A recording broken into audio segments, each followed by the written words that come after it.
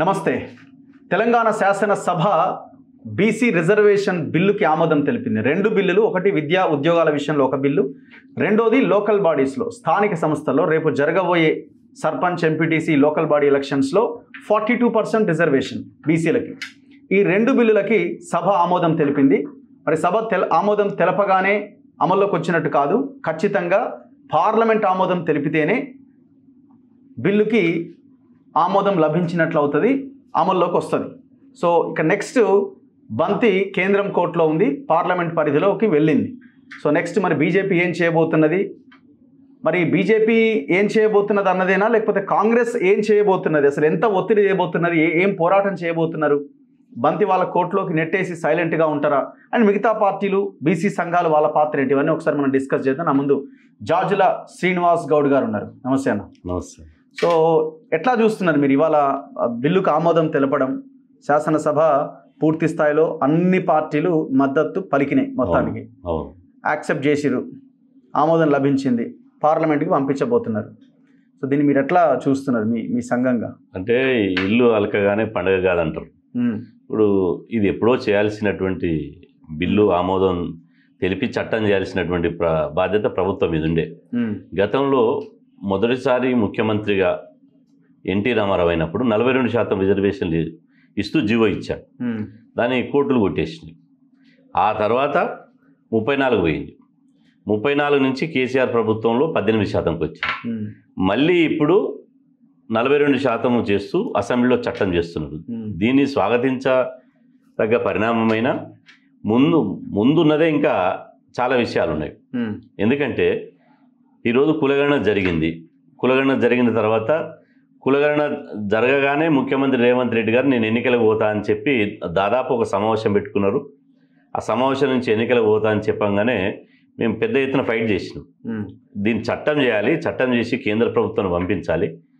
గతంలో తమిళనాడులో 9th షెడ్యూల్లో పెట్టినప్పుడు అక్కడ కూడా కేంద్రంలో పివి నరసింహారావు గారు ప్రభుత్వం ఉండే, కాంగ్రెస్ ప్రభుత్వం ఉండే, అక్కడ జయలలిత గారు ముఖ్యమంత్రిగా ఉండే.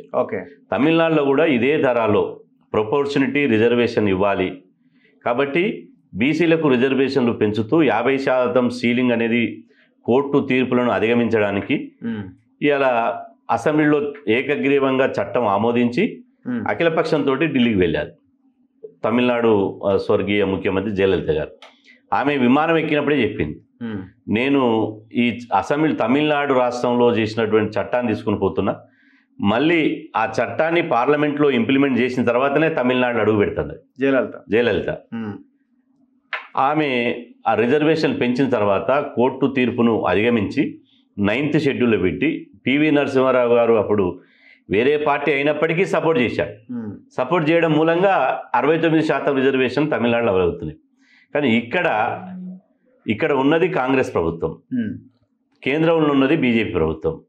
ఇక్కడ సభ్యులు బీజేపీ సభ్యులు ఇక్కడ మద్దతు తెలిపారు. కానీ కేంద్రంలో మద్దతు తెలపవలసినటువంటి కేంద్ర నాయకత్వం జాతీయ స్థాయి పార్టీ కాబట్టి, జాతీయ పార్టీ కాబట్టి వాళ్ళు ఒక పాలసీ నిర్ణయం తీసుకోవాల్సి ఉంటుంది. ఇప్పటికే రేపు చంద్రబాబు నాయుడు గారు 34% రిజర్వేషన్ పెడితేనే హామీ ఇచ్చాడు. ఆ తర్వాత ఇప్పటికే ఆయనకు భాగస్వాములైనటువంటి నితీష్ కుమార్ గారు 65% రిజర్వేషన్లు పెంచుతూ కేంద్రం చేతిలో ఉంది. ఇప్పుడు అది ఒకసారి ఇది పార్లమెంట్లో చర్చ జరిగినప్పుడు రేపు అందరూ వచ్చి కూర్చున్నటువంటి అవకాశం ఉంటుంది. అన్ని రాష్ట్రాలు అడుగుతాయి. కాబట్టి ఇక్కడ క్లిష్టమైనటువంటి పరిస్థితి ఉంది. కానీ కావాల్సింది ఏంటంటే చిత్తశుద్ధి కావాలి. ఇప్పుడు బీజేపీ వైఖరి ఏంది, దాని స్టాండ్ ఏందో ఇప్పుడు తేలిపోతుంది. ఇప్పుడు వాళ్ళు చెప్పిన స్టాండే ఇప్పుడు వీళ్ళు ఇవాళ మద్దతు ఇవ్వలేదా అంటే వాళ్ళు రాష్ట్రాల వారికి, ఇప్పుడు కేంద్ర ప్రభుత్వం ఎప్పుడైనా కూడా ఏం చేస్తుందంటే మోడీ గారి గవర్నమెంట్ ఒక డిసిషన్ తీసుకుంటుంది, అది రాష్ట్రాల వారిగా మీరు అమలు చేసుకోవచ్చు అని వదిలేస్తుంది. ఈడబ్ల్యూఎస్ రిజర్వేషన్లు అయినా అదే ఉంది, వర్గీకరణ సమస్య అయినా అదే ఉంది, ఏదైనా కూడా. ఎందుకంటే 90% గిరిజనులు ఉన్నటువంటి రాష్ట్రాలు ఉంటాయి దేశంలో. 29 రాష్ట్రాల్లో ఒక్కొక్క రాష్ట్రంలో మౌలిక భౌగోళిక స్వరూపము, జనాభా, అదేవిధంగా ఎస్సీ ఎస్టీ సామాజిక పరిస్థితులు ఒక్కొక్క రాష్ట్రంలో ఒక్కొక్క విధంగా ఉంటాయి. కాబట్టి కేంద్రం ఎప్పుడైనా కూడా ఒక నిర్ణయం తీసుకొని అది రాష్ట్రాలకు వదిలేస్తుంది. ఇప్పుడు కూడా ఈ బీజేపీ కూడా, ఎందుకంటే అనివార్యంగా తెలంగాణ రాష్ట్రంలో రోజు రోజుకు బలపడుతున్నటువంటి బీసీ వాదానికి భయపడి ఇవాళ బీసీలకు గనక మద్దతు తెలపకపోతే రేపు రాజకీయంగా మాకు మనుగడ ఉండదనే ఒక భయంతో ఇవాళ పోటీపడి మద్దతు ఇచ్చారని నేను అనుకుంటున్నా. ఈరోజు బీజేపీ నాయకత్వం ఇక్కడ మద్దతు ఇచ్చినా కూడా కిషన్ రెడ్డి గారు అదేవిధంగా బండి సంజయ్ గారు దాని నాయకత్వం వహించేటువంటి సెంట్రల్ మినిస్టర్లు వాళ్ళు రేపు కీలకంగా ఉన్నారు. వాళ్ళు రోజుకు ఒక స్టేట్మెంట్ ఇస్తున్నారు. ఫస్ట్ బండి సంజయ్ గారు అసలు కులగణనే అవసరం లేదు, 2014లో కులగణన లెక్కలు తీసిరు కదా, మళ్ళీ ఇప్పుడు ఎందుకు అన్నారు.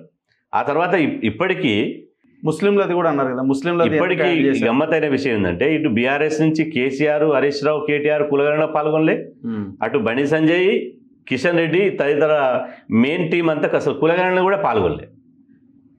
అదేవిధంగా దీనికి ఒక పొమ్మన కూట పొగబెట్టడానికి ముస్లింలను బూచిగా చూపిస్తారు. అసలు ముస్లింలను ఇలా ఎందుకు కలుపుతారు? ముస్లింలను కలపడం మూలంగా బీసీలకు నష్టం జరుగుతుంది. నిజంగా బీసీలకు నష్టం జరిగేది ఈడబ్ల్యూఎస్ రిజర్వేషన్ వల్ల. ఈడబ్ల్యూఎస్ రిజర్వేషన్ వల్ల ఇలా బీసీలకు మొన్న జరిగినటువంటి గ్రూప్ 1 కానీ, గ్రూప్ 2 కానీ, గ్రూప్ 3 కానీ ఆ రిజల్ట్స్లో చూస్తే స్పష్టంగా ఒక 5-6 కులాలు, అగ్ర కులాలకు సంబంధించిన 5-6 కులాలు 44 పోస్టులు కొడితే గ్రూప్ 1లో మొత్తం బీసీలు కలిసి 48 పోస్టులు వచ్చినాయి. అంటే ఎంత అన్యాయం జరుగుతుందో. అంటే ఓపెన్లోనే 32 మంది వచ్చారు, ఈడబ్ల్యూఎస్ వల్ల 12 మంది వచ్చారు. ఏది 100లా? మరి 1000 తీసుకుంటే, 2000 తీసుకుంటే అదే ముస్లింలు ఎంతమంది వచ్చారు? సరే, నేను ముస్లింలని సమర్థించడం లేదు, కానీ ఇక్కడ కేంద్ర జాబితాలోనే ఇప్పుడు దేశవ్యాప్తంగా 2360 కులాలు ఉంటే ఆ 2360 కులాలలో ముస్లింలు ఉన్నారు. ఆల్రెడీ మొదటి నుంచి ముస్లిం బీసీ జాబితాలో, ఈవెన్ గుజరాత్లో కూడా ముస్లింలు ఉన్నారు. ఇది పెద్ద సమస్య కాదు. సరే, ఇక్కడ కావాల్సింది బీజేపీకి చిత్తశుద్ధి కావాలి. బీజేపీ మొదటి నుంచి మండల్ కమిషన్ ఉద్యమం జరిగినప్పటి నుంచి ఒకవైపు దేశవ్యాప్తంగా మా రిజర్వేషన్ మాకు కావాలని రోడ్ల మీదకి వచ్చినప్పుడు రిజర్వేషన్ అనుకూలమైనటువంటి బీసీ, ఎస్సీ, ఎస్టీలు రిజర్వేషన్లకు వ్యతిరేకంగా కమండల్ ఉద్యమం తీశారు. ఆ కమండల్ ఉద్యమం నుంచి మొదలుకుంటే ఎక్కడ కూడా రిజర్వేషన్లకు సపోర్ట్ ఇచ్చినటువంటి పరిస్థితి. చాలా క్లియర్ కులగణన దీని మీద కూడా ఇది చాలా కాంప్లికేటెడ్ ఇష్యూ అని కూడా అఫిడవిట్ వేసినట్టున్నారు కదా సుప్రీంకోర్టులో. వాళ్ళు మేము కులగణన ప్రతిపక్షంలో ఉన్నప్పుడు మేము కులగణన చేస్తామని అన్నారు. అధికారంలోకి వచ్చిన తర్వాత మేము కులగణన చెయ్యము అని చెప్పి సుప్రీంకోర్టుకి అఫిడవిట్ ఇచ్చారు. కులగణన చేస్తే పైగా దేశ సమగ్రత దెబ్బతింటుంది అని అన్నారు. మరి ఎస్సీ, ఎస్టీలు కూడా కులాలు ఉన్నాయి కదా, అందులో 560 ఉన్నాయి, ఇందులో 700 కులాలు ఉన్నాయి ఎస్సీ, ఎస్టీలలో. అదేవిధంగా పురుషుడా స్త్రీనా అని మహిళలు కూడా 50% ఉన్నారు. కాబట్టి ఇవన్నీ లింగము చేసినప్పుడు, తర్వాత కులాలు ఎస్సీ, ఎస్టీ కులాలు చేసినప్పుడు బీసీ కులాలు చేస్తే దేశ మనగడ ఎట్లా దెబ్బతింది, సమగ్రత ఎట్లా దెబ్బతింటుంది? అంటే ఇక్కడ ఏంటంటే కిందంగా గిచ్చి మీదంగా నమ్మన్నట్టు ఇక్కడ కొద్దిసేపు ఏమో ముస్లింలు అన్నారు. ఈరోజు నిన్న బండి సంజయ్ అన్న మాట్లాడుతూ ఈ కులగానే అర్బన్ నక్సలైట్ల చేతిలోకి వెళ్ళిపోయింది. ఇవన్నీ అనుమానాలేనా? నమ్మకం లేదా? ఇప్పుడు రాజకీయ పార్టీల వైఖరి ఇప్పుడు తేటతెల్లంగా అవబోతుంది.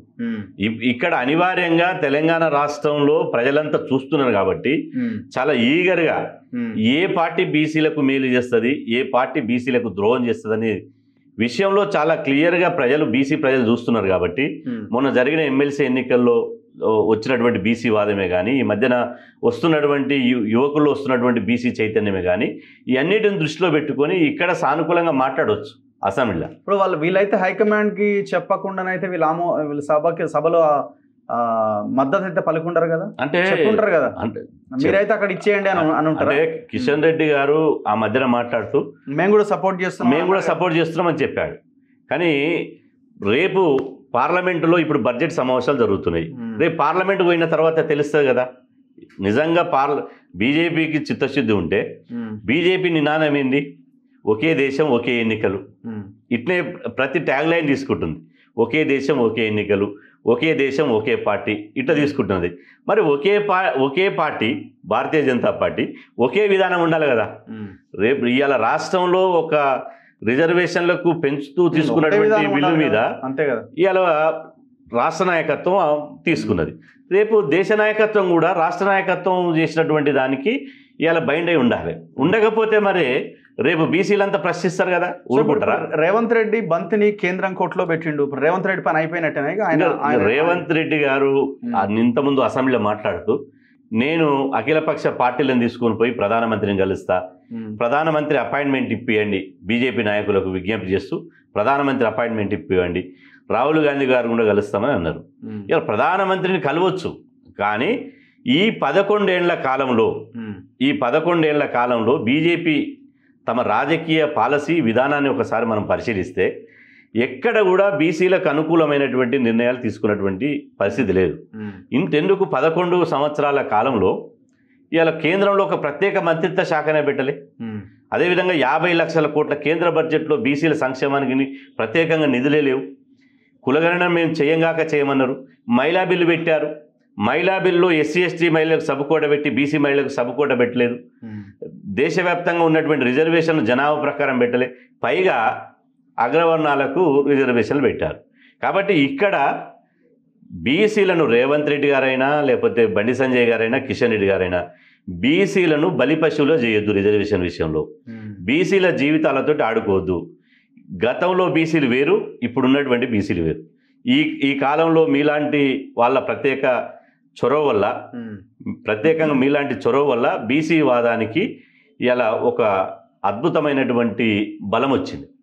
మీరు చేసినటువంటి కృషి కానీ మాలాంటి సామాజిక ఉద్యమకారులు చేస్తున్నటువంటి ఉద్యమానికి మీరు మా గళాన్ని వినిపించడం ద్వారా కానీ ప్రతి క్షేత్రస్థాయిలో గ్రామీణ స్థాయిలో బీసీ ఉద్యమం పోయింది. కాబట్టి రేపు బీసీ ముఖ్యమంత్రిని చేస్తానని బీజేపీ ఇక్కడ చెప్పింది, బీసీ ముఖ్యమంత్రిని చేస్తానని చెప్పింది. తర్వాత బీజేపీ నాయకుడు మహేశ్వర్ రెడ్డి గారిని చేసింది. కాబట్టి ఒక మాటని నిలబెట్టుకుంటుందని నేను అనుకుంటలేదు. నిలబెట్టుకుంటే దానంత గొప్ప పార్టీ ఇంకేది లేదు. నిజంగా ఇక్కడ చేసినటువంటి తీర్మానాన్ని కిషన్ రెడ్డి గారు, బండి సంజయ్ గారు ఇలా తీసుకుపోయి బీసీ ముఖ్యమంత్రిని మేమే చేస్తామని మరి సైలెంట్ అయిపోతారేమో. బీసీ ముఖ్యమంత్రి చేస్తాను వాళ్ళు బీసీ రిజర్వేషన్లు పెంచరా? ఇప్పుడు ముఖ్యమంత్రి పదవి అత్యున్నతమైనటువంటి సీఎం పీఠాన్నే బీసీలకు ఇచ్చేటప్పుడు సర్పంచ్, ఎంపీటీసీ, జెడ్పీటీసీలు బీసీలకు ఇవ్వడానికి మనసు ఒప్పదా? ఇప్పుడు కాంగ్రెస్ ఫైట్ చేయాల్సిన అవసరం ఉందా? కాంగ్రెస్ వీళ్ళేదన్నా ఫైట్ మిగిలి ఉన్నదా? ఇక్కడ విషయం ఏంటంటే తీర్మానం అయిపోయిందని సైలెంట్గా ఉండదు. కాంగ్రెస్ కులగణనలో చేయడంలో ఒక విజయం సాధించవచ్చు, కానీ ఇప్పుడు ఈ కులగణనలో 56% ఉందని చెప్పి రేవంత్ రెడ్డి గారు స్వయంగా చెప్తున్నారు. రేపు 56% బడ్జెట్ పెట్టాలి కదా. ఇక్కడ కాంగ్రెస్ రెండు విషయాల మీద స్పష్టత ఉండాలి కాంగ్రెస్కు. ఒకటి, మీరు చేయలేని మీ చేతిలో ఉన్నటువంటి అసెంబ్లీలో చేసినటువంటి చట్టాన్ని చేసి కేంద్రం మీరు ఇంతకుముందు అన్నట్టు బంతిని ఢిల్లీకి నెట్టేసారు. కానీ మీ చేతులు ఉన్నటువంటి మీరు చేయగలిగేటువంటి అమలు చేయగలిగేటువంటి పనులు మీరు చేయాలి. 56% అన్నారు కాబట్టి 56% బడ్జెట్ పెట్టాలి. 56% ఉన్నారు కాబట్టి 56% నామినేటెడ్ పోస్టులు ఇవ్వాలి. 56% సంబంధించినటువంటి ఏ రంగం, విద్యా, ఉద్యోగ, ఏ రంగంలో కూడా రాష్ట్ర ప్రభుత్వ పరిధిలో ఉన్నటువంటి రేపు రేవంత్ రెడ్డి గారు ప్రభుత్వం చేస్తే వీళ్ళకి చిత్తశుద్ధి ఉన్నట్టు. ఇప్పుడు రిజర్వేషన్ బిల్లు ఢిల్లీకి పోయింది కాబట్టి దాన్ని పార్లమెంట్లో ఆమోదింపజేస్తే బీజేపీకి చిత్తశుద్ధి ఉన్నట్టు బీసీల పట్ల. లేకపోతే ఈ అసెంబ్లీ సమావేశాలు లైవ్ ద్వారా, మీడియా ద్వారా రాష్ట్ర సమాజం అంతా చూస్తున్నది కాబట్టి మేము ఇక్కడనే ఏదో పెదవులతోటి తూతూ మంత్రంగా అంటే ఊ అని చెప్పి దానికి మద్దతు తెలిపి ఢిల్లీ కాడ మేము పీఠముడు వేసి కూసుంటాము, దాన్ని ఢిల్లీలో సాగదీసుకుంటూ కూసుంటాము, అక్కడి నుంచి మేము చెయ్యము అంటే ఎవరు చేస్తారు ఎవరు చేయరు అనేది బీసీ సమాజం గమనిస్తారు. ఇప్పుడు ఇంత పెద్ద డిబేట్ జరుగుతున్నది, ప్రధాన ప్రతిపక్ష నాయకుడు అసలు ఊసు లేదు, సోయి లేదు కదా. అసలు ప్రధాన ఇవాళ లేడు, రేపు వచ్చే అవకాశం లేదు. ఇవాళ బీసీది, రేపు ఎస్సీది. అది చాలా కీలకమైన విషయం కదా. ఇప్పుడు 90% పైగా ఉన్న ప్రజలకు సంబంధించిన చర్చ మీద అసలు డిబేట్లోనే పాల్గొనట్లే కదా. మొదటి నుంచి కేసీఆర్ గారు, ఆయన కొడుకు కూడా లేడు. వాళ్ళు చెంచల్ కూడా జైలు అక్కడక్కడే తిరిగినట్టున్నాడు. హరీష్ రావు ఏదో కొంతసేపు మాట్లాడినట్టున్నాడు. ఇంకా వాళ్ళ వాయిసే లేదు అక్కడ. ఇప్పుడు బీఆర్ఎస్కు 2 భయాలు పట్టుకున్నాయి. ఒకటి, బీసీ వాదం మీద మేము మాట్లాడితే మమ్మల్ని ఎక్కడ బీసీ సమాజం నిలదీస్తుందో అని భయం ఉంది. ఎందుకంటే బీసీల కోసం వాళ్ళు చేసింది ఏమీ లేదు. బీసీలకు పార్టీ అధ్యక్షుడు ఇవ్వలేదు, లేదా ముఖ్యమంత్రి పీఠం ఇవ్వలేదు, కనీసం ఉప ముఖ్యమంత్రి ఇవ్వలేదు. పైగా బీసీ, ఎస్సీ, ఎస్టీ మంత్రులను బర్తరఫ్ చేశారు. బీసీలను అడుగడుగును అన్యాయం చేశారు. ఆ తర్వాత కేసీఆర్ గారు రెండో విషయం ఏంటంటే, కేసీఆర్ గారు ఏమనుకుంటారంటే, నాకున్నటువంటి మల్టిపుల్ నాలెడ్జ్, అద్భుతమైనటువంటి నాలెడ్జ్ ఎవరికి లేదు ఈ రాష్ట్రంలో, అసలు రాష్ట్రంగా దేశంలో కూడా లేదు. కాబట్టి నేను ఒక దైవాంశ సంభూతుడని ఆయనకు ఆయనే అనుకుంటాడు. కానీ అట్లా కాదు కదా. రాజకీయాలలో ఉన్నప్పుడు, ఒక ప్రజాస్వామ్యంలో ఒక పార్టీగా ఉన్నప్పుడు మీ స్టాండ్ చెప్పాల్సిన అవసరం ఉంది. ఇక్కడ ఎందుకు తెలంగాణ బిల్ అయినప్పుడు పార్లమెంట్ లేడు కదా, పార్లమెంట్ లేడు. సరే, ఇప్పుడు సెంటిమెంటుని క్యాచ్ చేసేసుకుని తెలంగాణ వాదాన్ని ఇవాళ ఒక వాళ్ళ కుటుంబానికి ఉపయోగించుకొని అధికారంలోకి రాగలిగారు. కానీ ఎప్పుడు కూడా చిత్తశుద్ధితోటి వాళ్ళ ఒక ప్రజా సమస్యల పట్ల కానీ, మెజార్టీ ప్రజల సమస్యల పట్ల కానీ, లేదా ప్రజల ఆకాంక్షలు గౌరవించినటువంటి సందర్భం ఎప్పుడు లేదు. ఎందుకంటే 10 సంవత్సరాల కాలంలో వారు ఎప్పుడు కలిసిందే లేదు కదా బీసీ కులాలని. ఇప్పుడు కవితమ్మ గారు బీసీ సమావేశాలను జిల్లాల రౌండ్ టేబుల్ సమావేశం పెడుతుంది. ఆ రౌండ్ టేబుల్ సమావేశాలు అందరూ అడుగుతున్నారు, ఫస్ట్ మీ పార్టీ అధ్యక్షుడిగా ఇప్పుడు ఏప్రిల్ 27వ తేదీ నాడు వరంగల్లో టీఆర్ఎస్ వజ్రోత్సవ సభ పెడుతున్నది. వజ్రోత్సవ సభలో ఒక బీసీని ముఖ్యమంత్రిని చేస్తానని ప్రకటించగలుగుతారా? లేదా ఒక పార్టీ అధ్యక్షునిగా బీసీని చేస్తానని ప్రకటించగలుగుతారా? పార్టీ వర్కింగ్ ప్రెసిడెంట్గా చేయమని చేస్తారా? ఇంతెందుకు ఆ బీఆర్ఎస్ పార్టీలో 42 మంది బీసీ ప్రజాప్రతినిధులు, బీసీ బిడ్డలంతా కలిసి ఇలా ఒక సమావేశం పెట్టుకుంటే ఆ బీసీలో వస్తున్న చైతన్యాన్ని డైవర్ట్ చేయడానికి కవిత బీసీ వాదం ఎత్తుకుంది. ఇవాళ ఇంతెందుకు, మొన్న బీసీలందరూ చేసినటువంటి పోరాటం మూలంగా రాహుల్ గాంధీ గారు ఈ రాష్ట్రంలో జరుగుతున్నటువంటి పరిణామాలను మొత్తం క్రోడీకరించుకొని ఇవాళ రెడ్డి లేకుండా కాంగ్రెస్ పార్టీ చరిత్రలో ఒక రెడ్డి అభ్యర్థి లేకుండా మొట్టమొదటి లిస్టు రిలీజ్ అయింది మొన్ననే ఎమ్మెల్సీ ఎన్నికల విషయంలో.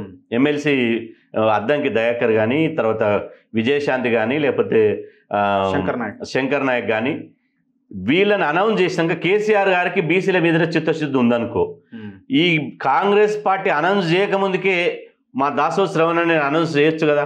ట్రెండ్ని చూసిండు, గోడ మీద పిల్లి లెక్క.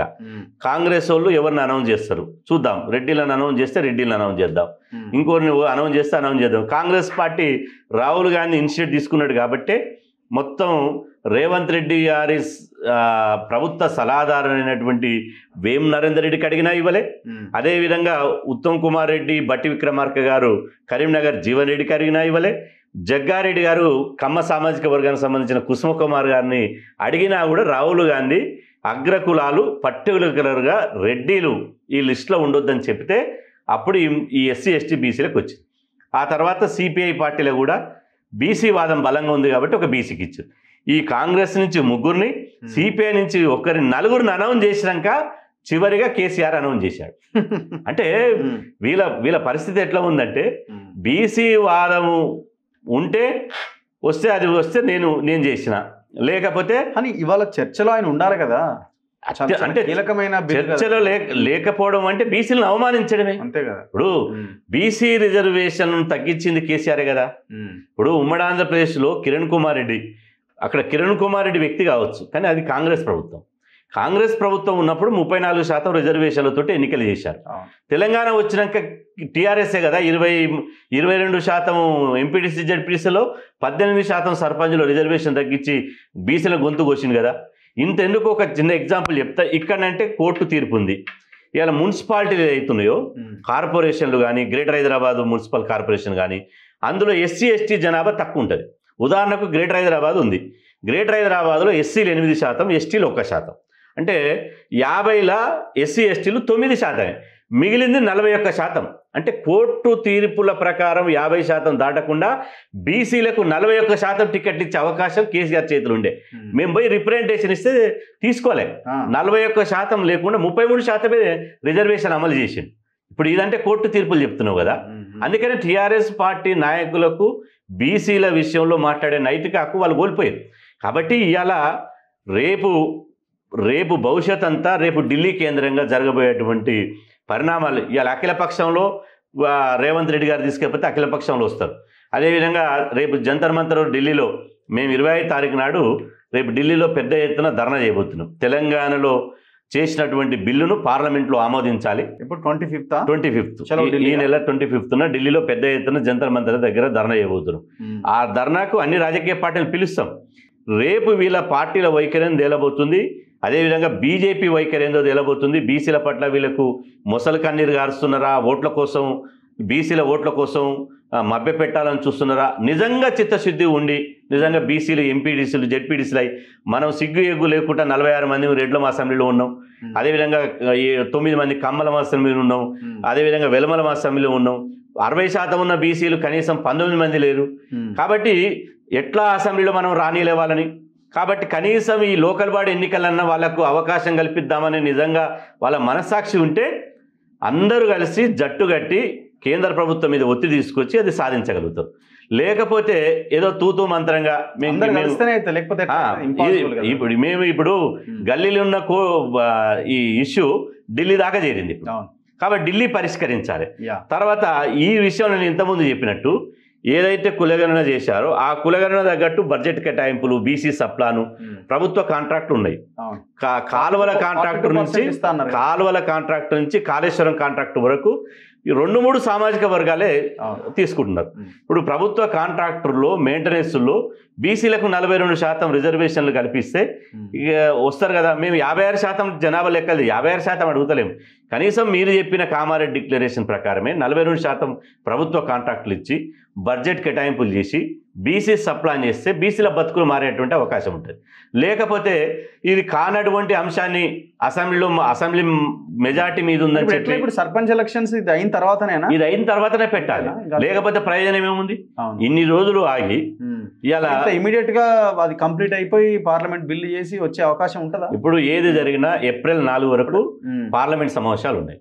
ఏప్రిల్ 4వ తేదీ వరకు బడ్జెట్ సమావేశాలు ఉన్నాయి.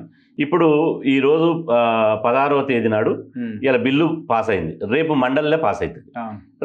రేపు అయిపోతే వీళ్ళు ఒక 2-3 రోజుల్లో ఒక డెలిగేషన్ అనుకొని ప్రధానమంత్రిని కలిసి పార్లమెంటులో 26 రాజకీయ పార్టీల ప్రాతినిధ్యం ఉంది దేశవ్యాప్తంగా. ఆ 26 రాజకీయ పార్టీల అపోజిషన్ లీడర్లను కూడా కలవాలి. ఇలా కులగణన కేవలం బీజేపీ మాత్రమే కులగణన వ్యతిరేకిస్తుంది. దేశంలో ఎన్డీఏలో భాగస్వామ్యం ఉన్నటువంటి పార్టీలు కూడా కులగణన చేయాలంటున్నారు. కాబట్టి ఈ ఎన్డీఏలో భాగస్వామ్యంలో ఉన్నటువంటి పార్టీలను, తర్వాత అపోజిషన్ పార్టీలను, రాహుల్ గాంధీ గారిని అందరినీ కలిస్తే ఇవాళ బీజేపీ చేస్తుందా చేయదా రేపు తేలిపోతుంది. ఇవాళ ముసుగుట్ల గుద్దులాట పోతుంది. ఇప్పటిదాకా ముసుగేసుకున్నారు. ఇక ఏప్రిల్ 4 వరకు పార్లమెంట్ జరుగుతుంది. కాబట్టి ఏప్రిల్ 4 తర్వాత బడ్జెట్ పార్లమెంట్ సమావేశాలు ముగిసిన తర్వాత మళ్ళీ వచ్చినాడు రాముడు రాకాశుడు. ఇప్పుడు 25న ఎవరెవరు ఓన్లీ మీ సంఘమేనా? 25 నాడు అన్ని సంఘాలను, మేధావులను అందరిని పిలుస్తాం. అన్ని రాజకీయ పార్టీలను పిలుస్తాం. 25 నాడు ఢిల్లీలో ధర్నా చేయబోతున్నాం. ఆ ధర్నా ద్వారా ఇవాళ బలంగా కేంద్ర ప్రభుత్వానికి బీసీలకు మీరు ఈ బీసీ రిజర్వేషన్ పెంచకుండా ఎన్నికలు రాగానే బీసీ సీఎం అంటే నమ్మే పరిస్థితి ఉండదు. మీరు సీఎంతో పాటు సర్పంచ్ ఎంపీటీసీలను కూడా చేయండి అయ్యా జరా. కాబట్టి ఈ బిల్లును ఆమోదించండి అని చెప్పి మేము ధర్నా జంతర్ మంతర్ దగ్గర ధర్నా చేస్తాం. తీన్మార్ మల్లన్న అందరినీ కలిసినట్టున్నాడు, కేటీఆర్ని అండ్ అక్బరుద్దీన్ ఓవైసీని. అవును, చూసినాము. తీన్మార్ మల్లన్న కలిసినట్టు చూసినాము. కలవడం మంచిదే, ఎందుకంటే అందరు కలిస్తేనే బీసీ ఉద్యమం ముందుకు పోతుంది. ఇలా అన్ని పార్టీల వైఖరి కూడా తేలాల్సినటువంటి అవసరం ఉంది. ఎందుకంటే అన్ని పార్టీల వైఖరి చెప్పకుండా రేపు మేము ధర్నా చేస్తే ఆ ధర్నాకు వచ్చి మాకు సాంఘీభావంగా బీసీలకు సాంఘీభావంగా చెప్పడమే కాదు, రేపు మేము ఆ ధర్నాలు అడిగేది ఏంటంటే ఇప్పటికీ 1,00,000 ధర్నాలు పెట్టినాం. రాజకీయ పార్టీల నాయకులు ఏంటంటే వస్తారు, మైకులు పట్టుకుంటారు, మాట్లాడతారు, ఆ చప్పట్లు కొట్టించుకుంటారు, మళ్ళీ వెళ్ళిపోతారు. మళ్ళీ యథా రాజా తదా ప్రజ. ఇవాళ మీరు వచ్చి పార్లమెంట్లో ఆమర నిరాదీక్ష చేస్తారా? నేను అంటున్నా, రేవంత్ రెడ్డి గారు అవసరం అనుకుంటే ఒక 48 గంటల దీక్ష చేయాలి, ఉపవాస దీక్ష చేయాలి. బీసీల కోసం 60% ఉన్న బీసీల కోసం రేవంత్ రెడ్డి గారు చేయాలి. దానికి కిషన్ రెడ్డి గారు, బండి సంజయ్ గారు అదేవిధంగా రావాలి. ముఖ్యంగా కేసీఆర్ గారు కులగణనలో పాల్గొనలేదు. నిజంగా కేసీఆర్ గారు చిత్తశుద్ధి ఉంటే రేపు ఢిల్లీలో జరిగేటువంటి ధర్నాకు రావాలి. ప్రధానమంత్రి నరేంద్ర మోదీ గారు రావాలి. అన్ని పిలుస్తున్నాం. దీనివల్ల ఎవరు బీసీలకు అనుకూలమో ఎవరు బీసీలకు వ్యతిరేకమో రేపు తేలిపోతుంది. మీ పెద్దలు ఆర్ కృష్ణయ్య గారికి ఏం సూచన చేస్తున్నారు? ఇంతకుముందు ఇంటర్వ్యూ చేసిన ఆయన అదే ఇప్పుడు మోదీ గారు సహకారం ఉంటుంది ఖచ్చితంగా. కిషన్ రెడ్డి గారే చెప్తున్నారు కదా, ఇంకెక్కడ ఆప్షన్ ఏం లేదని. ఇప్పుడు కృష్ణయ్య గారు బీసీ ఉద్యమ నాయకులు, వారు ఈ మధ్యన బీజేపీ పార్టీలో జాయిన్ అయ్యారు. వారు ఈ బిల్లుకు మద్దతుగా నరేంద్ర మోదీని గారిని ఒప్పించే బాధ్యత తీసుకోవాలి. వారు బాధ్యత తీసుకొని చేస్తే రేపు ఆర్ కృష్ణయ్య గారు ముందలబడి మోదీ గారిని ఒప్పించి ఈ బిల్లును తీసుకొచ్చిందని చెప్పి రేపు చరిత్రలో ఆయన పేరు కూడా ఉంటుంది. లేకపోతే బీజేపీ బిల్లును వ్యతిరేకించింది అనుకో, ఇప్పుడు బీజేపీ పార్టీలు ఉన్న వాళ్ళంతా బీసీ ద్రోవులు అవుతారు కదా. కాబట్టి ఆ బీసీ ద్రోవులుగా మారకుండా బీసీ బిల్లుకు మద్దతు తెలిపి బీసీల రాజకీయ భవిష్యత్తుకు భరోసానివ్వాలి. Anyway thank you very much. చూద్దాం ఈ ధర్నా ఎట్లా జరగబోతున్నది అండ్ అన్ని పార్టీలు ఎలాంటి నిర్ణయం తీసుకోబోతున్నాయి, రాబోయే రోజుల్లో ఎంత చిత్తశుద్ధితో తెర వెనక ఒకటి తెర ముందు ఒకటి కాకుండా మీడియా ముందు ఒకటి మీడియా వెనక ఒకటి కాకుండా ఎంత చిత్తశుద్ధితో అన్ని పార్టీలు ముందుకెళ్తాయి అన్నది మరో వారం 10 రోజుల్లోనే ఏప్రిల్ 4 లోపే తేలే అవకాశం అయితే ఉన్నది. చూస్తూనే ఉండండి మన తొలి వెలుగు.